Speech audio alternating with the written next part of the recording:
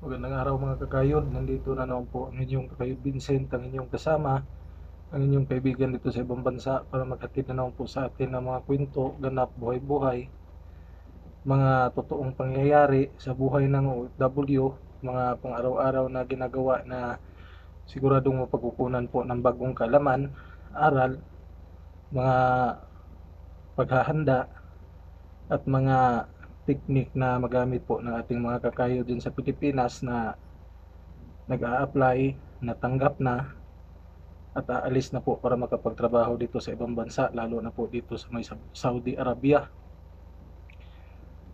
Greetings po muna tayo sa lahat ng mga OFW sa anong parte ng mundo dito po sa may Saudi, sa lahat po ng mga kakayod natin sa Pilipinas na patuloy na nanonood, sumusubaybay at sumusuporta po sa ating bawat vlog.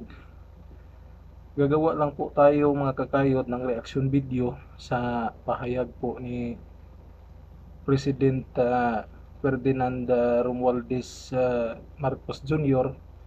tungkol po sa nangyaring pagbitay ng isang kakayod nating OFW dito sa Saudi, particular na po sa may Eastern Region, dahil sa kasong murder po, dahil napatay po niya ang isang Saudi national dahil lang po sa alitan sa pera. Napalo po niya ng martilyo sa ulo na naging dahilan po ng pagkamatay nito at naging sanhi po ng paghatol sa kanya ng bitay dito sa Saudi Arabia noong October 5, 2024. Base po sa nakita natin na balita sa media outlet dyan sa Pilipinas, sinabi po ni Pangulong Marcos na ginawa po niya yung dapat gawin. Sumulat po siya sa hari ng Saudi, nilalapitan po niya yung mga contacts niya dito na local para maisalba yung buhay ng naturang OFW. Pero wika niya, nangingibabaw yung batas ng Saudi at wala siyang nagawa dahil stricto po ang batas dito sa Saudi Arabia.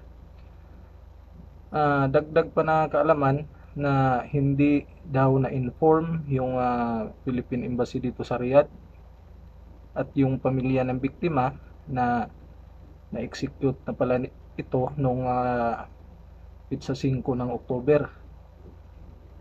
Mga kakayod,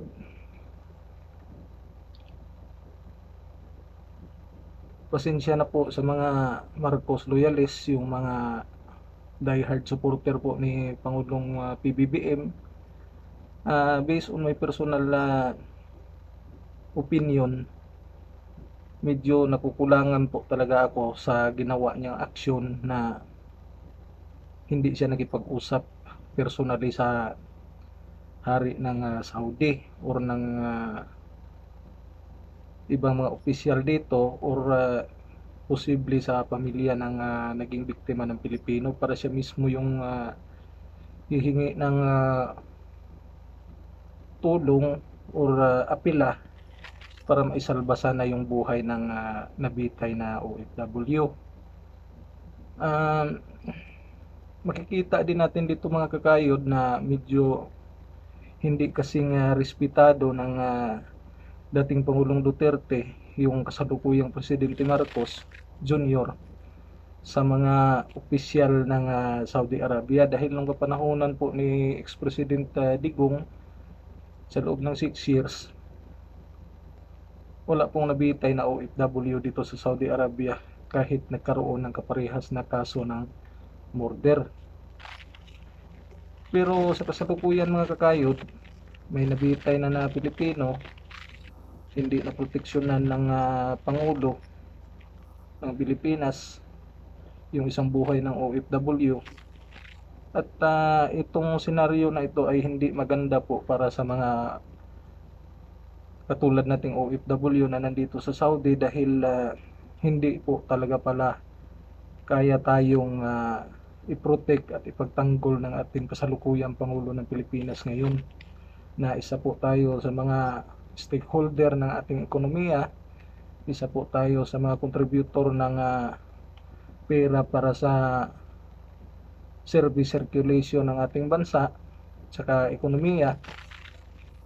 Pero wala na po pala tayong kasiguraduhan sa ating buhay, lalo na dito sa may Saudi Arabia. Kung magkaroon tayo ng problema, lalo na sa mga gulo na pwedeng ma-encounter dito ng OFW, na trigger lang or inunahan lang, nag-retaliate lang, kaya nangyari na pag-retaliate ng OFW, napatay niya yung isang Saudi national or ibang lahi na naging kasama sa trabaho dito sa Saudi Arabia. Mga kakayod, sa totoo lang hindi ko nakita yung willingness, yung support at saka malasakit ni Pangulong Bongbong Marcos nung in-interview siya. Parang inisip lang niya na wala siyang nagawa, ganun yung batas ng Saudi. Hindi man lang niya binigyan ng effort at saka pagtatanggol yung isang buhay ng OFW na pwede sanang ma-save, pwede sanang mabigyan ng lower judgment sa kaso niya, o di kaya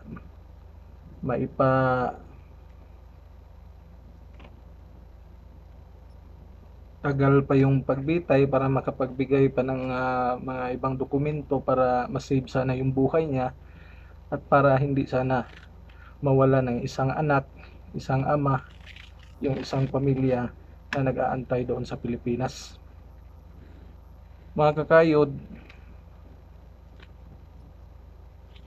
siguro hindi rin natin siya ma-blame 100% yung ating Pangulong Bongbong Marcos Jr. sa nangyari, pero automatic na po na pag may ganitong problema, yung pinaka-responsibility talaga na tao na dapat gumawa ng aksyon at saka possible solution na hindi mabita yung isang OFW ay ang presidente talaga ng Pilipinas, mga kakayod. Proven na yan last 2018 at 2016 hanggang 2022, 6 years po yan. Sa panahon ni ex-president Duterte, wala naman pong nabitay na Pilipino dahil po may respeto po sa kanya yung mga leader ng ibang bansa, lalo na po dito sa may Saudi Arabia. Meron po siyang will na pagiging presidente, meron po siyang magaling na pakikipag-deal, pakikipag-kasundo para malutas yung isang problema ng OFW. Kaya wala talagang buhay na nasayang nung mga panahon na yon. Mga kakayod, tayong mga OFW, lalo na nandito tayo sa Saudi Arabia, sa mga panahon ngayon, kailangan talaga natin na doble tayo yung pag-iingat sa sarili, dahil hindi masyadong malakas yung ngipin ng ating Pangulo na ipagtanggol tayo bilang mga OFW. Kailangan natin na iwasan talaga yung possible na makakita tayo ng sagutan, away, problema, or iba pang klase ng trouble dito sa Saudi, dahil alam naman natin na sila talaga yung pinapanigan dito. Yung batas nila, kahit mali sila pa rin yung mga pinapanigan dito dahil sila ay Saudi. Para na rin po sa mga baguhan, mga first timer na magiging OFW na magtatrabaho dito sa Saudi Arabia, tubli ingat talaga tayo, mga kakayod, dahil hindi masyadong protected tayo sa ngayon. Meron na pong evident na medyo loose at saka mahina yung will ng Philippine government, dahil meron na pong OFW dito sa Saudi ang nabitay. May kasalanan man siya o wala, hindi talaga siya napagtanggol ng maayos. Kaya baguhan, first timer, pagdating niyo dito sa bansang Saudi Arabia, be observant, habaan yung pasensya, huwag masyadong makipag-close sa mga lokal na Saudi o di kaya sa iba't ibang lahi na makasama nyo sa trabaho, at huwag na lang masyadong magsalita para hindi mapag-initan. Trabaho na lang kayo ng magtrabaho, magdasal, makipag-communicate sa pamilya sa Pilipinas sa libreng oras, at kung may mga problema man, sabihin sa manager, sabihin doon sa pinakamay-ari, worst to worst sa polo, sa embassy, para hindi na magkaroon ng confrontation, hindi na magkasakitan, hindi na magkapatayan pa. Kung meron ka man po maidagdag, masabi at maisuggest ating napag-usapan ngayon, kung meron kang mga ideas sang-ayon ka sa ating pananaw o hindi, please comment po sa baba para mabasa po ng ating mga kakayod dyan sa Pilipinas na mga first timer na magtatrabaho na po dito sa bansang Saudi Arabia. Kung bago ka man po sa ating channel, please like, subscribe, at hit the notification bell bilang suporta po sa ating channel. Mga kakayod, marami talagang naging presidente ng Pilipinas na walang masyadong pagmamalasakit at walang kakayahan na masave yung buhay ng isang OFW na nasa bingit po ng kamatayan ng execution sa kahit saan mang bansa dito sa mundo. Pero sana sa panahon ngayon ni President Marcos Jr., kahit may isa ng buhay na nagbuwis dahil hindi niya masyadong naaksyonan ng maayos, sana wala nang susunod po na hahantong sa ganito pa rin na pangyayari. Sana kung may mga problema pa, alam natin na mayroon pang mga Pilipino na may kaso dito sa Saudi Arabia, sana bigyan na nila ng profound attention at saka bigyan nila ng magandang abogado, magandang pakikipag-negotiate doon sa legislative system ng Saudi at saka sa pamilya nung naging biktima ng mga Pilipino para maiwasan na yung pagkawala ng isang buhay ng OFW dito sa Saudi Arabia. At sa atin naman po mga OFW, mga kakayod na nandito sa Saudi, huwag po tayong sanang maging problema ng ating gobyerno. Disiplina sa sarili, iiwan ang tapang sa Pilipinas, isipin ang pamilya lagi, at kung may gulo, may posibleng kapahamakan, umiwas na tayo habang maaga pa para hindi na tayo problema sa gobyerno, hindi na tayo problema sa ating pamilya, saka hindi pa mawala yung mga pangarap natin na binuo dito para po sa ating pamilya sa Pilipinas. Mga kakayod, paulit-ulit na lang na reminders para sa mga OFW, lalo na sa mga baguhan, na iba po ang pamumuhay at pagtatrabaho dito sa Saudi Arabia. Sana yung kakulangan na nangyari ng gobyerno ng Pilipinas sa kaso ng isang OFW na nabitay, maikorek na, mas bigyan pa nila ng pagpapahalaga at pagpapalakas yung kanilang pagtatanggol sa OFW para naman po maging worthy yung naiambag ng OFW para po sa ekonomiya ng bansa Pilipinas. Mga kakayod,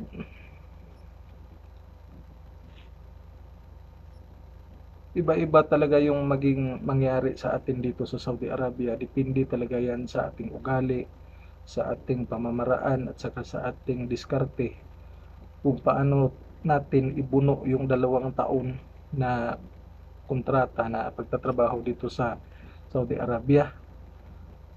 Pero dapat doon tayo sa magandang way, doon tayo sa magandang diskarte, sa malinis na pamamaraan at sa tahimik na pamumuhay habang nandito tayo para mabuo at saka matapos natin yung kontrata na wala tayong problema, walang problema yung bansang Pilipinas at saka walang buhay na mawala dahil lang sa mga pangyayari na hindi natin inaasahan habang nandito tayo sa bansang Saudi Arabia. Mga kakayod, ang buhay po ng OFW ay dapat lagi pong may suporta, may alalay at may pagtatanggol po sa gobyerno ng Pilipinas. Pero dapat din sa bawat buhay ng OFW, meron ka ring respeto sa sarili, meron kang pagdadasal at meron kang mga diskarte na doon ka sa katahimikan at saka sa kasiguraduhan ng iyong buhay para matapos po ang iyong kontrata na walang problema at dala mo yung pangarap pag-uwi para sa iyong pamilya sa Pilipinas. Ipagdasal niyo po kami mga OFW, mga kakayod, suportahan at ipagtanggol niyo kami dito, lalo na yung mga nagtatrabaho sa mga concerned agencies na connected sa Philippine government dito sa Saudi, at magtulungan tayong lahat para maging peaceful at saka fruitful po ang ating pagtatrabaho dito sa Saudi Arabia. Hanggang dito na lang mga kakayod. Maraming salamat po.